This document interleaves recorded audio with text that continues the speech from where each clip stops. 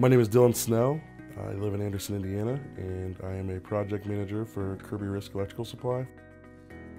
I grew up in a time when the town lost a lot of the factories. My dad had a really good job, but then he lost the job. I dropped out. The decision came from, needing to have a home or go to school. I was arrested and put in jail for the felony theft charge.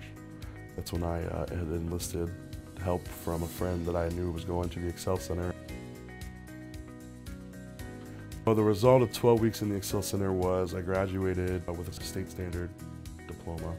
My experience at the Excel Center was absolutely life-changing.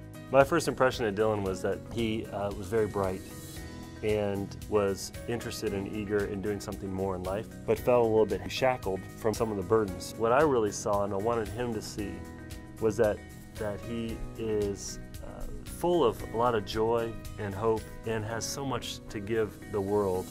And having the accountability of the people I did with Goodwill and at the Excel Center was definitely what I needed.